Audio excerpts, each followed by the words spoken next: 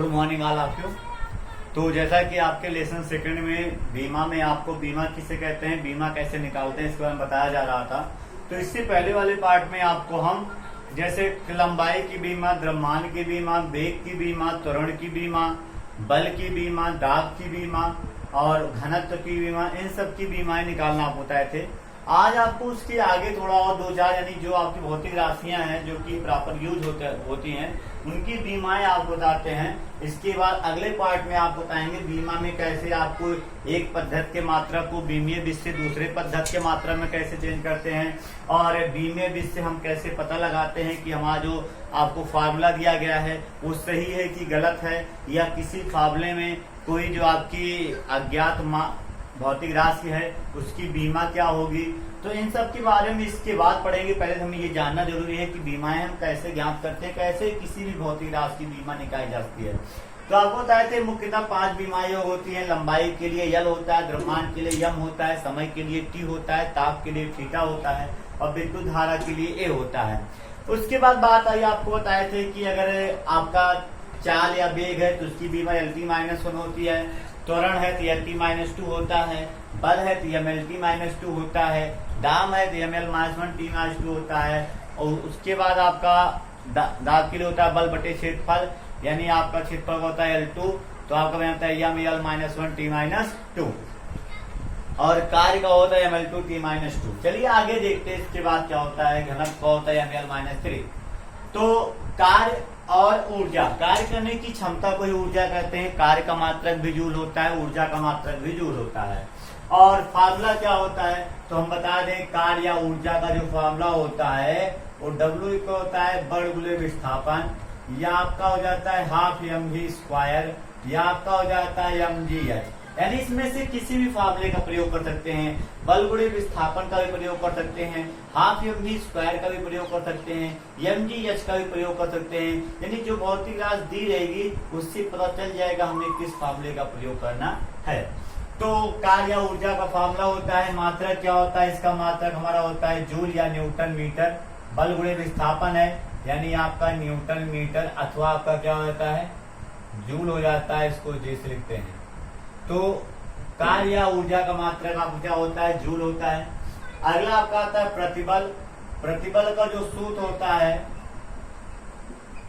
वो प्रतिबल बराबर सूत्र होता है आपका बल बटे क्षेत्रफल।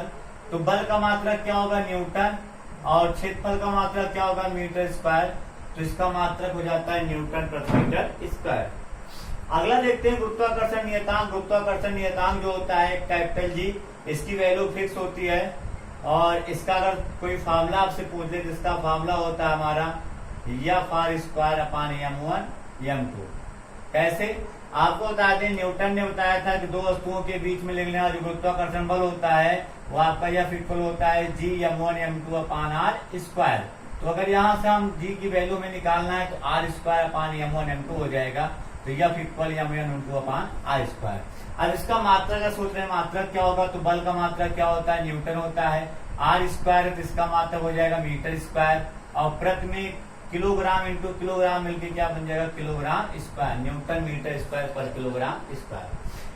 अब उसके बाद अगला देखते हैं यंग प्रत्यास्थता गुणांक है। तो यंग प्रत्यास्थता गुणांक का सूत्र होता है हमारा, यंग प्रत्यास्थता गुणांक को y से डिनोट करते हैं। इसका हमारा सूत्र होता है प्रतिबल बटे विकृत। तो यहाँ पर आपका होता है यंग अनुदैर्घ्य प्रतिबल बटे अनुदैर्घ्य विकृत। तो विकृत चाहे जो होगी, प्रतिबल चाहे जो होगा, मात्रक बीमा सेम होगा। तो सबसे पहले प्रतिबल का मात्रक आपको होता है न्यूटन पर मीटर स्क्वायर और विकृत को कोई बीमा नहीं होती है। तो हमेशा याद रखिएगा विकृत एक बीमाहीन राशि है। तो जो प्रतिबल का मात्रक होगा वही यंग प्रत्यास्थता गुणांक का मात्रक होगा, अर्थात न्यूटन पर मीटर स्क्वायर, न्यूटन पर मीटर स्क्वायर। अगले चलते हैं बल आघूर्ण। बल आघूर्ण को हम लिखते हैं टाउ से, इसका फार्मूला होता है बल गुणे लंबवत दूरी। तो हम देख रहे हैं बल आघूर्ण टाउ पर क्या होता है बल गुणे लंबवत दूरी। तो बल का मात्रक क्या होता है न्यूटन होता है और लंबवत दूरी का मात्रक क्या होता है मीटर होता है। अगला हमारा जो टॉपिक है हमारा है जड़त्व आघूर्ण। जड़त्व आघूर्ण को लिखते हैं हम I से और इसका फार्मूला होता है m r square, sigma m r square या m r स्क्वायर। यम क्या है द्रव्यमान है, इसका मात्रा क्या किलोग्राम, आर का मात्रा है metre square, kilogram metre square. कोणीय वेग को लिखते हैं ओमेगा से, इसका फार्मूला होता है V/R। तो V का मीटर पर सेकेंड, R का मीटर, मीटर से मीटर कट जाएगा प्रति सेकेंड, लेकिन इसका जो मात्रक होता है रेडियन पर सेकेंड। उसके बाद आवृत्त जो होता है आवर्त काल की व्युत्क्रम को आवृत्त करते हैं 1/T। इसका मात्रक हमारा होता है सेकंड इनवर्स, या आपका हर्ट्ज में होता है। उसके बाद पृष्ठ तनाव है, पृष्ठ तनाव को आप लिखते हैं T से, इसका फार्मूला होता है F/L, एकांक लंबाई पर लगने वाला बल। तो आपको हो जाता है ऐसा न्यूटन पर मीटर मात्रक, बल का न्यूटन, लंबाई का मीटर। ऊष्मा आपको बता दें कि ऊष्मा और कार्य और ऊर्जा का मात्रक सेम होता है, अर्थात आपका Q=W भी होता है जूल में। Q=W किसमें? आपका जूल में। तो इसका मात्रक आपका क्या हो जाएगा भाई? जूल या कैलोरी। तो आपको बता दें ऊष्मा प्रवाह की दर H से, इसका फार्मूला होता है Q/T। तो इसका मात्रक क्या होगा? जूल प्रति सेकंड अथवा कैलोरी पर सेकंड। तो सबसे पहले जो आपकी भौतिक राशियां यहाँ लिखी गई थी उसका फार्मूला क्या, उसका मात्रक क्या, पहले आपको क्लियर करा दी। अब इसी फार्मूले या मात्रक से हम बीमा निकालते हैं किसी भी भौतिक राशि की। सबसे पहले मात्रक से भी बीमा निकाली जा सकती है और इस फार्मूले से भी बीमा निकाली जा सकती है। तो चलिए देखते हैं। सबसे पहले आपका है ऊर्जा, क्योंकि कार्य का बता चुके हैं। तो ऊर्जा, तो ऊर्जा का आपका सूत्र क्या होता है? बल गुणे विस्थापन, या मात्रक क्या होता है? Newton metre. तो बल या न्यूटन दोनों की चीज, अगर न्यूटन लिखा है तब भी समझ लीजिए बल है, और बल है तब भी बल तो है ही, यानी न्यूटन भी बल को ही दर्शाता है।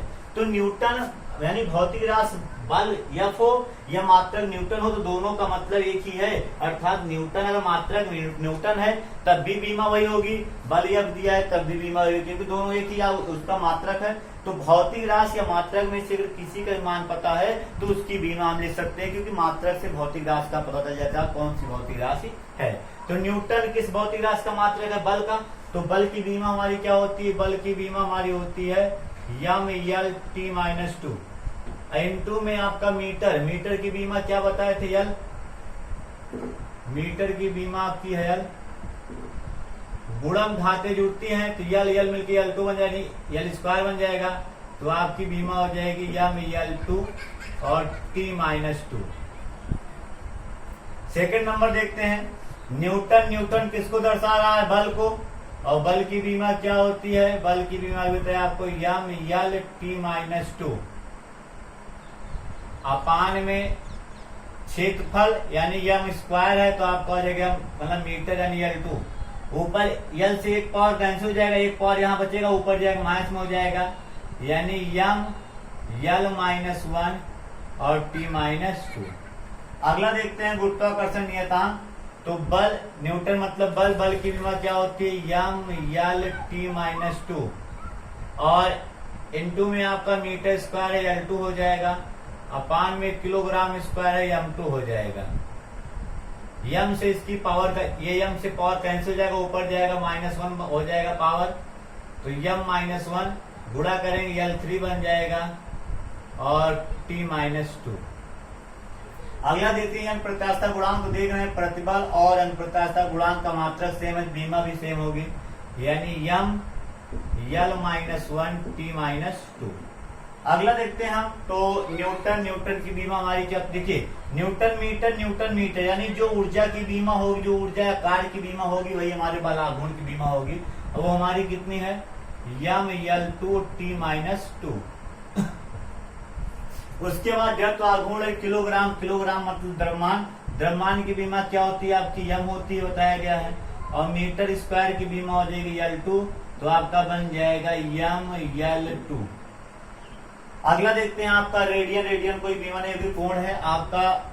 देखिए इसका मात्रक क्या होता है? आपका रेडियन पर सेकंड, और उसकी बीमा क्या हो जाएगी? आपकी T-1 यानी 1/T ऊपर जाएगा -1। आवृत्त की बीमा भी वही होगी, 1/T ऊपर ले जाएंगे -1 बन जाएगा, T-1। अगला देखते हैं आपका पृष्ठ तनाव मतलब न्यूटन पर मीटर। न्यूटन किसको दर्शाता है? बल को m/L(T-2) अपान में मीटर का बीमा क्या होती है? L होती है। तो L से L कैंसिल हो जाएगा, आपका हो जाएगा m/T-2। अगला हम देखते हैं तो का मात्रक जूल या कैलोरी, तो आप जानेंगे जूल आ गया मतलब कार्य, ऊर्जा, बल, आघूर्ण सब एक ही चीज है। तो इसका मात्रक आपका, इसकी बीमा क्या होगी आपकी mL/T-2।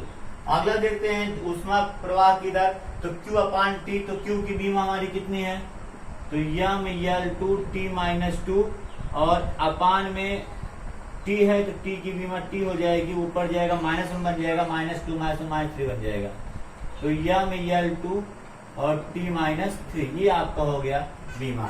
इस प्रकार से आप किसी भी भौतिक राशि की बीमा निकाल सकते हैं, किसी भी भौतिक राशि की बीमा आप आसानी से निकाल सकते हैं, आपको बीमा निकालने में कोई प्रॉब्लम नहीं होगी। तो हमारे अगले पार्ट में जो हमारा अगला टॉपिक होगा वो होगा कि हम बीमीय विधि से कैसे ज्ञात करते हैं कि दिया गया फॉर्मूला हमारा सही है कि गलत है, या बीमीय विधि से किसी अज्ञात राशि की बीमा कैसे निकालते हैं, और बीमीय विधि से एक पद्धति के मात्रक को दूसरे पद्धति के मात्रक में कैसे चेंज करते हैं। ये 3 टॉपिक आपके इस लेसन में और बचा है, तो कल के वीडियो में आपका 2 टॉपिक क्लियर करा दिया जाएगा और नेक्स्ट वीडियो में आपका अगला टॉपिक क्लियर हो जाएगा, यानी लेसन सेकंड आपका कंप्लीट हो जाएगा। तो आज का आपका ये टॉपिक अगर आप इसको ध्यान से एक बार समझ लिए होंगे तो आप किसी भौतिक राशि की बीमा बनाने की कोशिश करिएगा, आप आसानी से उस बीमा को बना सकते हैं।